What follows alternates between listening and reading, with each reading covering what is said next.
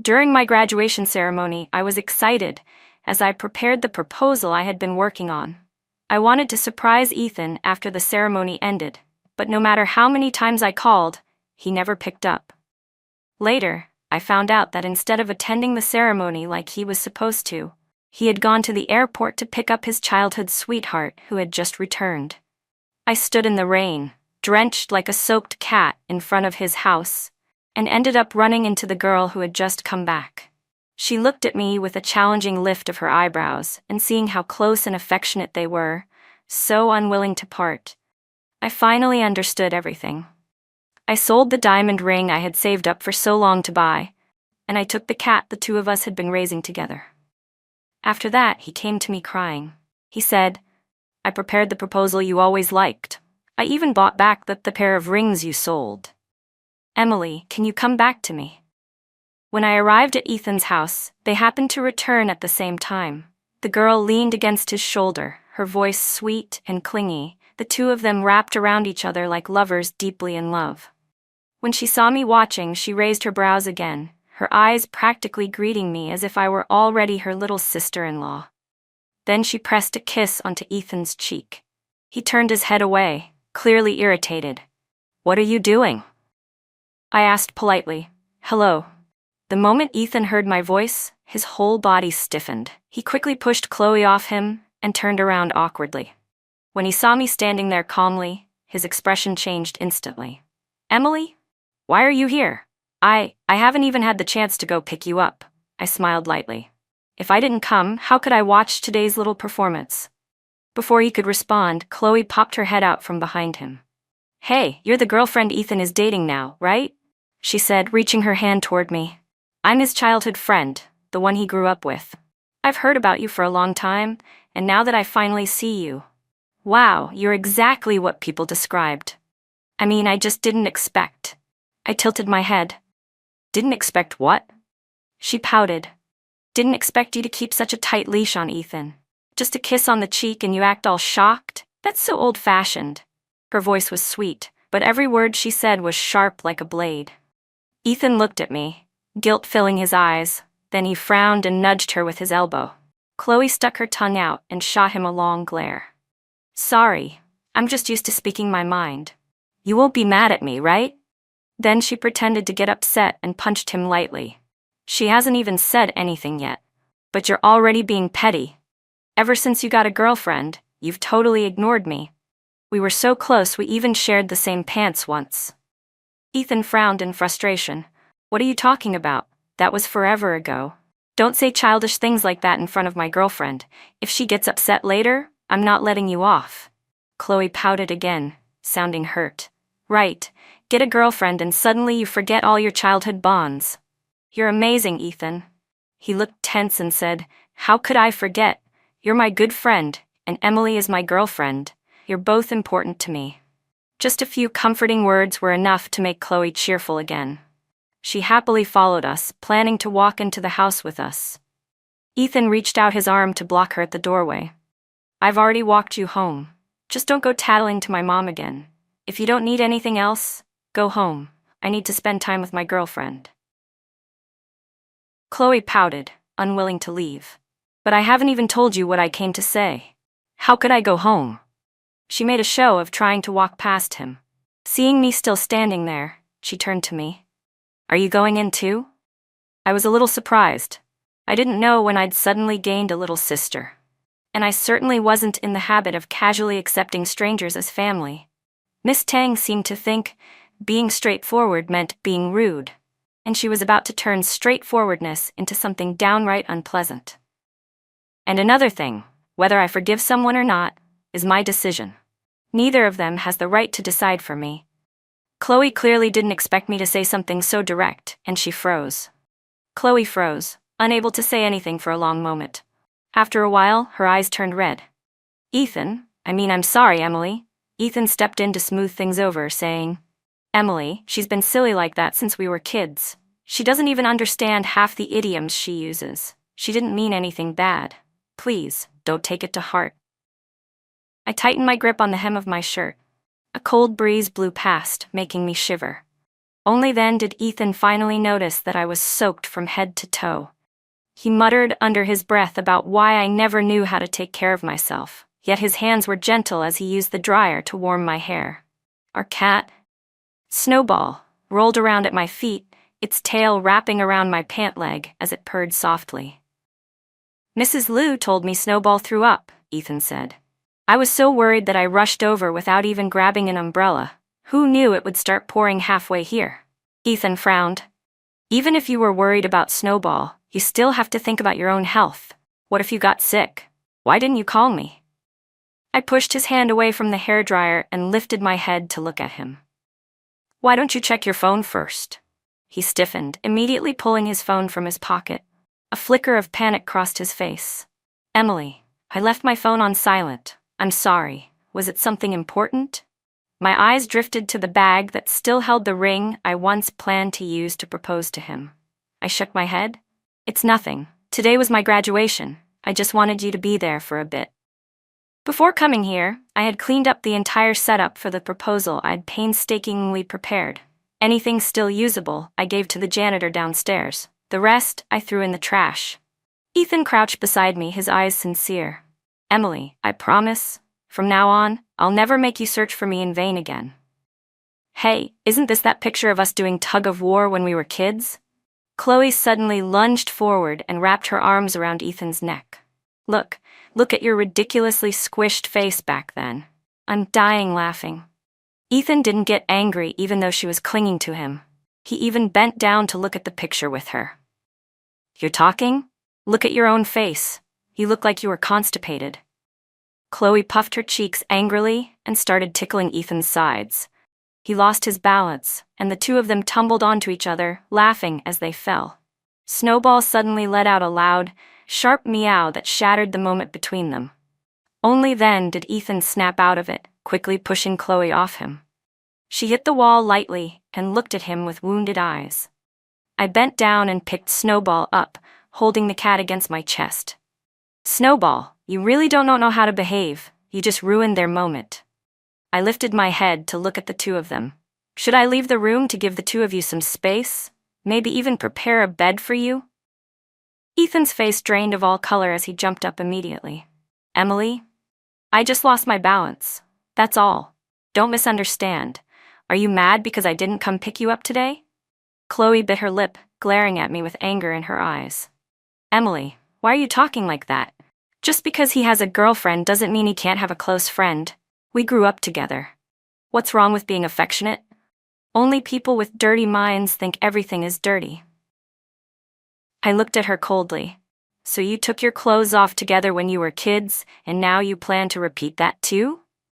If you dare to lie on top of him in front of me, who knows what you'll do behind my back?" Chloe's eyes instantly turned red. "You're going too far. No wonder everyone says you're some rough, uncultured girl from the countryside. You're not worthy of Ethan." I grabbed her by the arm and yanked her toward me. "Say that again." Ethan immediately squeezed himself between us, pushing us apart. "That's enough," he said sharply, frowning. "Emily, Chloe isn't wrong. You've been giving her that irritated look the whole time. If you're upset because I didn't answer the phone, then I'm sorry." Behind him, Chloe curved her lips into a triumphant smirk as she looked at me, pride gleaming in her eyes. My hands tightened, hot blood rushing to my head. I slapped Ethan across the face, hard. My slap sent his head jerking to the side, and a bright red handprint appeared instantly on his pale face.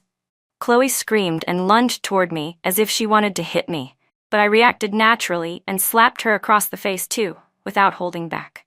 Serves her right. Ethan sat on the couch, pressing an ice pack to his cheek. Chloe had left earlier, crying her way out of the house. The weather outside was still damp, with high humidity. "Snowball's digestion hasn't been good lately," Ethan murmured, his words slurred because one side of his face was swollen. "Maybe you should wait until the weather gets better before taking her home." "Emily, you've already hit me and yelled at me. Are you done being angry yet?" He reached a hand toward me. I leaned away, and irritation flashed briefly in his eyes. "Did you have to blow things up like this? I already explained everything." Chloe finally came back after so long. "I'm her best friend. What's wrong with picking her up?" He knew perfectly well how long I had looked forward to today. He once held my hand gently and told me that when I graduated, he would give me a huge surprise. When I heard that, my heart pounded uncontrollably. I secretly wondered if he meant a proposal. I prepared everything carefully, waiting for both of us to make an effort toward a perfect ending. But now, everything had burst like a soap bubble, and he even had the nerve to blame me. My chest tightened painfully, like a heavy stone was pressing down on it. Suddenly, I felt grateful he hadn't shown up today. The ridiculous proposal setup didn't happen, and that was a blessing. Chloe's words. I won't blame his friends for misunderstanding me. After all, I've never met any of them. Everything they know about me is from him. So now I'm genuinely curious. What kind of person am I in his eyes? What did he tell his friends about me? That I'm some crude country girl who isn't worthy of him? Emily, Ethan said, looking flustered. I just said it casually. They exaggerated it. I stared straight into his eyes and said calmly, but you've never once casually mentioned your friends to me. Not even Chloe. He lowered his head to avoid my gaze. I exhaled slowly and walked away from him. Maybe I had never truly seen the kind of person the boyfriend I once felt proud of really was. It wasn't that he suddenly became terrible. It was simply that I had finally seen the truth. His entire body went stiff. His voice trembled nervously. Are you coming back? Later, Ethan and his friends threw a welcome party for Chloe. She even made sure to send me an invitation. I knew exactly what she was trying to provoke. But running away wasn't my style. Yesterday's slap hadn't fully satisfied me anyway. Coincidentally, I had just finished a job interview nearby, so I stopped by their party room. The moment I opened the door, the lively atmosphere inside froze instantly. Chloe was tipsy, leaning her whole body against Ethan, both her hands wandering inside his shirt, touching him without restraint. Ethan's expression changed immediately. He pushed her hand away and stood up. Why are you here? I stared at them, my voice flat. To catch you cheating. What else? The room turned ice cold in an instant. Chloe covered her mouth as tears filled her eyes. Why would you accuse people like that? That's so cruel. Ethan quickly stood up and grabbed my arm. Stop making a scene. Today is Chloe's welcome party. Don't ruin it. Chloe tugged at his sleeve. You saw me touching Ethan's abs just now, right? Don't misunderstand, okay? Stuff like this is totally normal abroad. Close friends touching each other a little, it's no big deal. Ethan's face grew darker by the second. That's enough. Stop talking. I shook his hand off me. Her. Chloe threw her hands up dramatically. Oh my God, I was just joking. Why is everyone taking it so seriously? I trust Ethan, he knows his limits. I turned to look at Chloe and smiled lightly. So? Do you like my boyfriend's abs now? She glared at me, sarcasm shining in her eyes. Of course I do. I've touched Ethan's abs before. They're my favorite thing about him. Ethan looked a little smug, but I smiled back. Well, you only know which one is better when you compare, right? I've only ever touched his. Haven't tried any others. Why don't we make it fair and play the same game? I stared straight at Ethan, still smiling. You can't treat people differently, right? His face darkened instantly. I didn't care. I called over a few male models from the line by the wall and picked the two tallest, best-built ones. Just having them stand beside Ethan made their presence completely overshadow him. That's enough. All of you, get out. Ethan shouted. The models immediately sensed the tension. They bowed and apologized repeatedly before slipping out as fast as they could. What a shame, I said. I didn't even get to touch them. But I remember their faces. Next time, I'll definitely choose them. I looked at Ethan, amused. I was just playing the same game you two were playing earlier. What are you so angry about? His face was almost pitch black as he muttered an apology, then pulled me down to sit on the couch. The others slowly shifted to a different topic, but the conversation eventually circled back to Ethan and me. Chloe cleared her throat, acting casual. Emily, today is my welcome party. Everyone already showed off a talent for me. Since you're here, why don't you perform something too? She sat there waiting, eyes filled with glee. The truth was I had no talent for performing. I sang terribly, I couldn't dance, and I had zero artistic skills. All my abilities had been poured into studying. Coming from a small town, I had worked myself to exhaustion just to get accepted into a university in this busy, glamorous city. I'd probably used up all my luck on that, which is why I ended up surrounded by people like this now. My background had become their excuse to mock me. In Ethan's and his friends' mouths, country girl and rude were practically my name. Ethan forced a stiff smile. Just sing a simple song. It's not hard. We all just sang earlier, too. Chloe perked up immediately. Sis-in-law, I want to hear a song by Lily Faye. His friends began chiming in, choosing songs and arguing over which one. After a while, they settled on the one with the highest vocal range, the easiest to ruin. Ethan frowned slightly but didn't say a word. Sis-in-law, you're not backing out, are you? Don't kill the vibe, Chloe said, raising her brows at me provocatively. I stood up and walked slowly toward her. Who said I was going to sing? Then what are you going to do? She asked. I picked up a bottle of liquor. I'll perform a show called Beating the Hell Out of a Cheating Couple. Then I hurled the bottle straight at the two of them. The sound of glass shattering echoed through the room, and everything went dead silent. Chloe burst into tears again, acting utterly wronged. Everyone stared at me, stunned. I didn't say a word and turned to leave. In love, I had failed 7 times over, but at least my career finally showed some light. I woke up with my head throbbing, lying in my bed. I scrolled past a long string of accusatory messages from Ethan, then opened the pinned chat from my beautiful friend, Haley. Congratulations, you passed the interview. See you next Monday to start work. I was so happy I jumped out of bed. But joy didn't last long. My doorbell rang non-stop. When I opened the door, Ethan stood there, face dark as thunder. I sighed and tried to close the door, but he blocked it with his foot and forced his way in. He sat on the couch, exhausted, rubbing his temples. What you did yesterday was too much. Making such a scene, my parents heard everything. Emily, go apologize to Chloe. I'll handle things with my parents. I looked at him coldly. His tone was full of impatience. And don't pull those childish stunts again.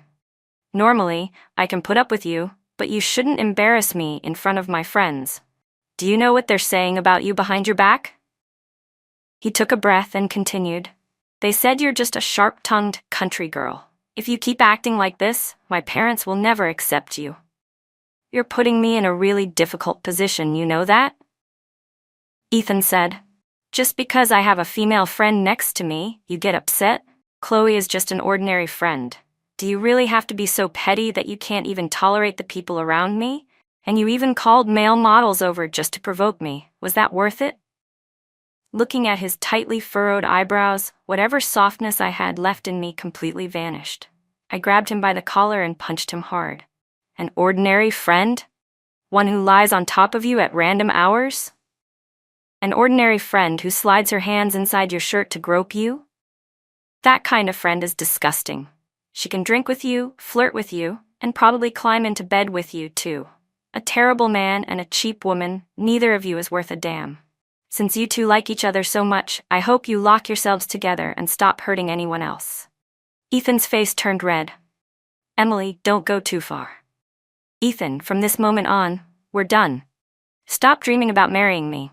You're not even qualified. I shoved him out the door. Then I sank to the floor, staring blankly out the window. When I was little, my favorite thing was sitting in my dad's boxing studio, watching him train people. When he had free time, he would teach me each punch carefully, and would always say that one day, I'd be the one to carry on his legacy. My mom would joke, if you train our daughter like that, she won't find a boyfriend in the future. Dad would reply, she's my daughter. She has to be strong, or people will bully her. Back then, my family was warm and happy, and I lived carefree. But that happiness didn't last long. I was sent to live with my uncle and aunt. When I was small, I used to hide in the storage room, listening to them argue and break things. I'd cry myself to sleep every night, then go to school the next morning with swollen eyes. Without my parents around, getting bullied became normal. I turned into a little growling pup, baring my teeth, learning to use my fists to make people shut up. Tears welled up in my eyes as I looked out the window. Mom, Dad, look, no one bullies me anymore. Anyone who tries, I'll fight back. Your daughter is strong, right? There were only a few days left before I started my new job. I had to use this time to prepare everything properly for Snowball. Back in college, a stray cat on campus had given birth to a litter. Among them was one tiny kitten, weak, quiet, and never able to compete for milk. Somehow, it survived until it was weaned, and then followed its mother shakily around campus for food. Because it was born weak, it couldn't fight for food with the other cats. Many times, just as food reached its mouth, the stronger cats snatched it away. Ethan and I had both noticed this little kitten. Every time we fed the cats, we made sure to give it an extra portion. But in the end, even its own mother abandoned it. That night, it was pouring rain. Ethan and I were returning from somewhere when we saw the kitten curled up in the rain, all alone. The nest where the other kittens were was nearby, but it wasn't part of it anymore. When it saw us, it tried to let out a weak meow, before dropping its head back to the cold ground. I quickly took off my jacket, and together we brought it to the vet. Turned out, it had FIP, feline infectious peritonitis. Its mother knew it wouldn't survive, so she abandoned it. It was far too young. The vet said treatment would almost certainly be useless, but we refused to give up. We insisted on trying, and surprisingly, Snowball really showed us a miracle. Each time we visited, its condition improved. I held it in my arms, its soft baby fur clinging to my shirt. Ethan laughed and pointed at me. "You two really are like a walking cotton ball." The tiny kitten peeked its head out from the circle of my arms, curious about everything around it. I couldn't help laughing. "From now on, I'll call you Snowball, okay?" Since my roommate had allergies, Snowball had been staying temporarily at Ethan's place. Thinking about the little cat waiting for me made me clean my apartment even more carefully. From that day on, Ethan and I completely cut off contact.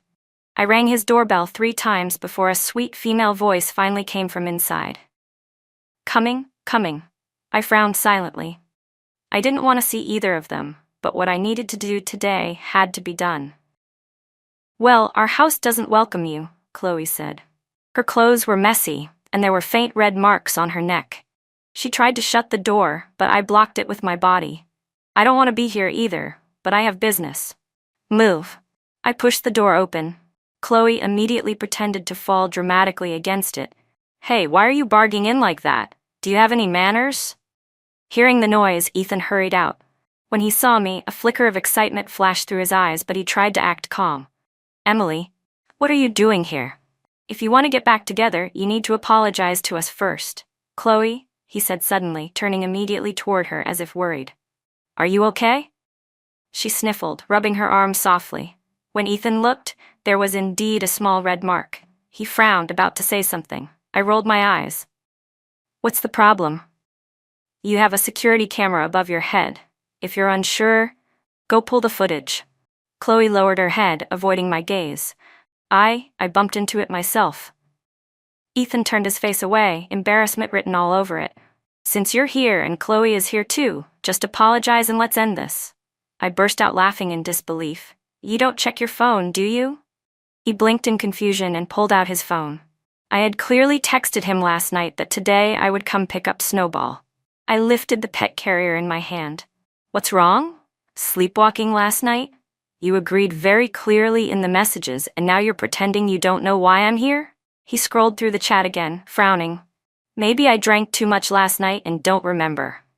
I pushed his hand away. "Fine. Let me say it again. Ethan Moore, you've just been dumped by me. And you've also been officially fired." Chloe tugged on his sleeve. "Ethan, look at her. She just barged in like that, doesn't even know how to behave." But Ethan stood frozen, pale, staring at me. I didn't bother with either of them. I went straight upstairs. Snowball had been sleeping in the pet room. When it heard my footsteps, its tiny ears twitched. It sprang up and leapt toward me, purring with happiness. I picked it up, hugging its soft body. Snowball looked tired. It tried to act lively, playing with me for a moment, but quickly drooped and lay flat on my arm. Ethan stood at the doorway watching me with Snowball. He forced a smile and grabbed a ball of yarn to tempt the cat, but Snowball didn't even glance at him. He scratched his head awkwardly. "Mrs. Liu hasn't been here the past few days, so Snowball hasn't been very active. But last night during dinner, she kept meowing at me non-stop. The moment you came, she completely ignored me." Seeing Snowball's unusual behavior, I asked coldly, "So, have you been feeding her these past few days?" Ethan immediately stiffened. He looked up, clearly panicked, but he couldn't meet my eyes. Snowball whimpered weakly in my arms. Hearing the tiny sound made tears rush to my eyes. They dripped into her soft fur and disappeared. I shouted at him, my voice shaking, "You know perfectly well that when you're hungry, you go eat. So what? Were you planning to let her starve to death? You two are busy being lovey-dovey while Snowball gets treated like this?" Ethan panicked. I was wrong. I didn't take care of her properly. I ignored him and poured fresh food and water. Snowball immediately devoured half the bowl in seconds, then drank a huge amount of water before finally stopping. After eating and drinking enough, Snowball jumped onto me and meowed non-stop like she was clinging to me. "Snowball, let's go home with Mommy, okay? We're going back to our own place." When I stepped out the door, Ethan was still trailing behind me. The moment I turned around, he grabbed my hand tightly. "I'm sorry, to both you and Snowball. The person I've always loved is you, Emily." Chloe followed closely behind him.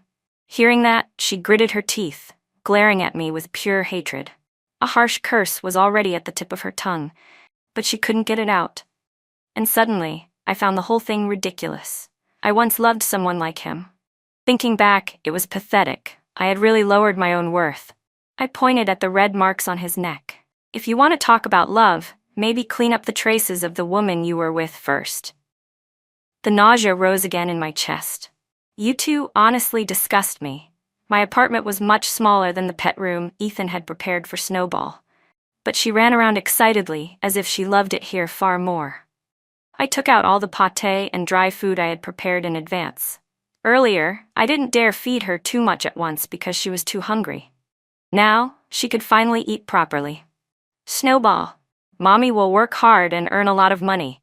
When that happens, we'll move into a bigger place, okay?" She meowed while eating, and I took it as her nodding in agreement. I cleaned out everything in my home that I had bought with Ethan.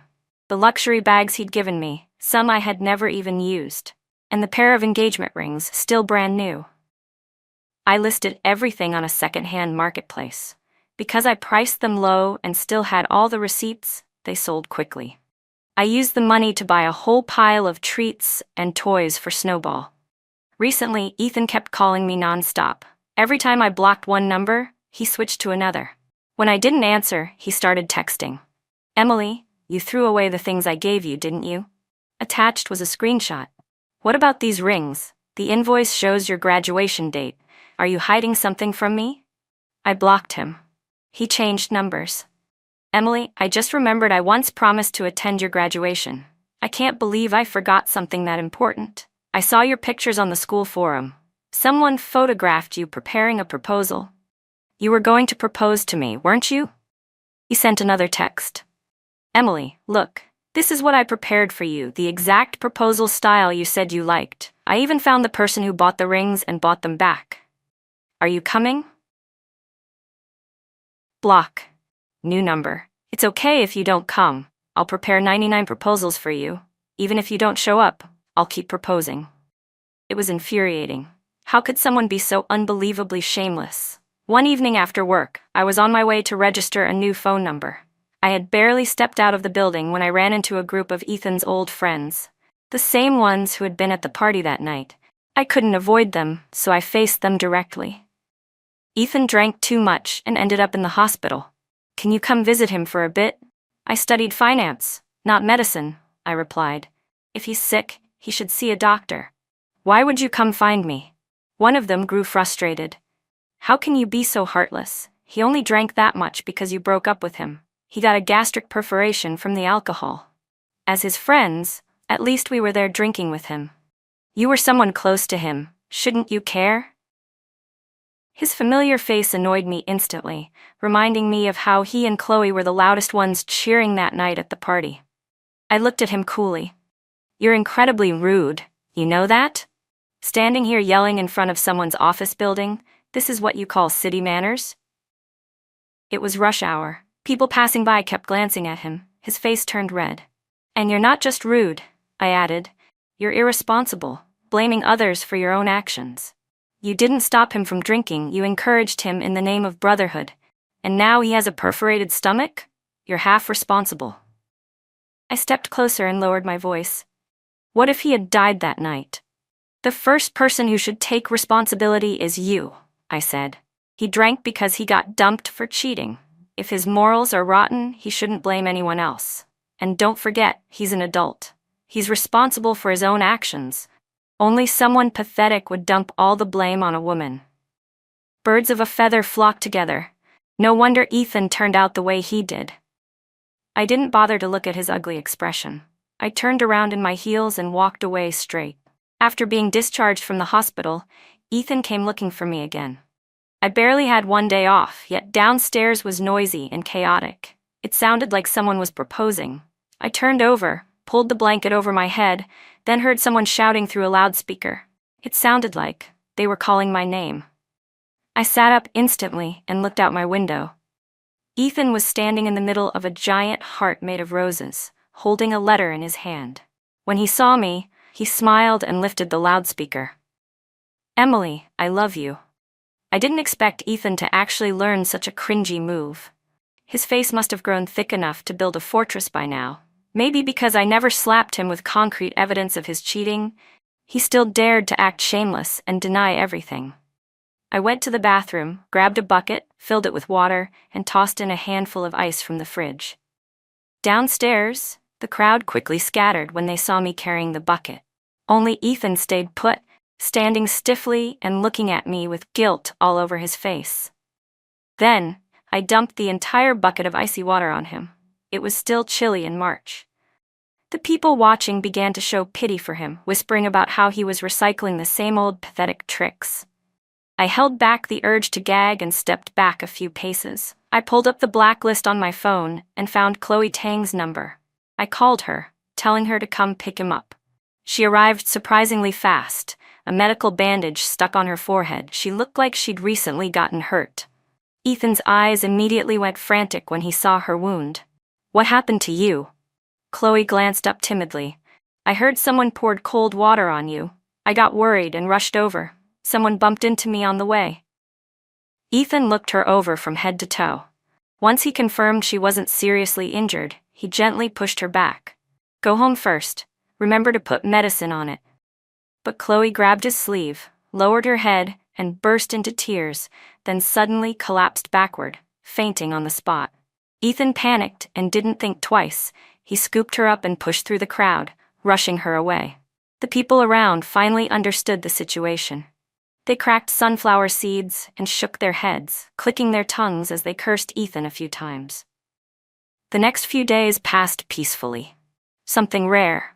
I heard from some old acquaintances that Ethan had publicly started dating another girl from his friend group. I guessed immediately it was Chloe. Let him act. Men really could act better than women sometimes. Not only could he lie to everyone else, he could lie to himself. But he couldn't fool my feelings. Someone who truly loves you would never hurt you. He could drink himself into the hospital because of me, but that didn't stop him from cheating. It wouldn't stop him from marrying someone else, or from having children with someone else. I focused on my work. I never let any news about him or Chloe disrupt my plans. I had even thought about returning to my hometown. At some age, people naturally start longing for home. This big, glamorous city was generous and full of opportunities, but I always felt like there was a pane of glass between me and this place. Recently, the company announced plans to develop a new branch. I volunteered to be transferred. When I told my supervisor, Miss Zhao, she froze. "But that branch isn't stable yet. No one knows if it's a chance to rise or if it's exile." I smiled. "You know me, the thing I fear least is the unknown. Give me the chance and I'll risk everything to reach the top." She laughed and patted my shoulder. "You kids really have some fire in you." And so, I took Snowball back to South Haven, the place I had left behind so long ago. I was sent to my uncle and aunt's home when I was in middle school. It had been more than 15 years since I last returned. The first thing I did after getting off the plane was go look at new housing projects. I once promised I'd buy Snowball a big house. Now, I could finally make that promise come true. The company's new branch here had officially started operations, and Director Lee added me to the management team. It felt like I had truly reintegrated into the city where I was born and raised. I didn't expect to run into Ethan here. Who would have thought that even after getting married and having a child, he would still carry such impure thoughts toward his ex-girlfriend? When I saw him again, he looked so haggard he was almost unrecognizable. His eyes were sunken with red veins everywhere, as if he hadn't slept in days. He gave me a forced smile, thin, crooked. "Long time no see, I missed Snowball a lot." Snowball, seeing her old owner, ran around him excitedly, sniffing at him non-stop. Ethan stroked her fur, unable to let go. "You've taken good care of her. Her coat's so shiny." I didn't bother responding. He scratched his nose awkwardly and tried to shift the topic. "Have you been doing well? Getting used to living here again?" I took a sip of water. "This is where I grew up. The first time I met your parents, the whole dinner table was filled with spicy food. I could handle it back then. Why would I not be used to my own home now?" Ethan choked on his words. "Right, I didn't think properly. I made you suffer." I set my cup down. "Yeah, you didn't think properly. And there were many things you didn't think properly about. That's exactly why I had to leave overnight." His already thin face turned even paler. Seeing him like that actually made me smile a little. I hadn't bothered to keep up with how the two of them lived all these years, but unfortunately for them, their mess of a life had become some sort of public entertainment. Old friends would bring it up occasionally, like sharing a joke. Honestly, it satisfied me to hear they were miserable. I also heard that Chloe had gotten pregnant, supposedly with Ethan's child. His family, thrilled at the thought of a grandchild, forced Ethan to marry her immediately. I guessed he didn't protest. After all, he'd already been involved with her before we even broke up. Who knew that on the wedding day itself, he ran away? That truly shattered whatever previous understanding I had of him. Turns out I had never known my ex-boyfriend at all. A wedding where the groom runs away and leaves the bride alone to face two families. Chloe really was something. If she dared to be the other woman, there was nothing she wouldn't dare. But no one expected her to produce a twist of her own. One time, when the baby got sick and had to be hospitalized, Ethan took the child to the doctor and accidentally discovered the baby wasn't his. Ethan's blood type was AB. The child's was O. He had played with fire and gotten burned. Too bad. If he'd paid even a little more attention to the baby, he wouldn't have been deceived for so long. Ethan left like a shell of a person. Until one night, when I was attending a celebration party for our branch's record-breaking performance. I had drunk a little and felt dizzy. As I walked into my apartment building, a dark figure suddenly lunged toward me. I hadn't even pulled out my pepper spray yet before I recognized the face, Ethan, half his body hidden in the shadows. "I was afraid you'd fall," he said. "You were walking unsteadily. Worry about yourself first." But I snapped. The new intern under my supervision, who had just joined yesterday and coincidentally lived in the apartment across from mine, had come over to support me. Ethan's face flushed with anger. He yanked the intern's hand away. "Who told you you could touch her?" Not only did I not avoid him, I intentionally leaned against the intern. "What's wrong with that, ex-boyfriend?" Ethan's face went even paler. "So you're doing this on purpose, to provoke me? Can you stop making a scene already?" I said as I pulled the young intern's hand forward and held it up right in front of Ethan. "We already moved in together. Why would I lie to you?" Ethan staggered back a few steps, then disappeared once again into the shadows. I frowned and wiped the part of my sleeve he'd touched. What a shame. I had just bought this shirt, and now I'd probably have to throw it away. Just sharing the same air with him made me feel sick. I held the intern's hand and turned to leave. He chuckled teasingly. "I heard we're living together now. Well, living across the hall counts too, right?" Ethan secretly followed me for a few days. I had to call the police, but without solid evidence, they couldn't do anything. So I called Chloe Tang instead. She showed up disheveled, hair messy, clothes sloppy. We met at a cafe. "You must be thrilled right now, huh?" she said coldly, her face expressionless but exhausted. I leaned back. Thrilled about what exactly? Men, career, money? If it's the last two, then yes, you're absolutely right, I am proud. But if you're implying I'm proud because of a man, not really. I pulled out my phone and showed her a picture of my current boyfriend, 6'2", defined six-pack, handsome, young, and respectful. "Men are good to have," I said, "but not having one is no problem at all." Hearing my voice, Ethan, standing nearby, froze for a second. Chloe slapped her hands on the table, stood up, and stormed out. But before leaving, she made a show of pulling out her wallet to pay for our drinks, pretending to look wealthy. I already knew her family had gone bankrupt long ago. Ever since Ethan discovered the child wasn't his, he hadn't given her a single cent. I took a slow sip of my coffee, savoring the lingering bitterness. I heard that Ethan refused to leave, so Chloe threw a dramatic tantrum, threatening to jump into the artificial lake at a park. But she was fished out by strangers in less than 2 minutes. The incident blew up. Both of them were taken in by the police for psychological counseling.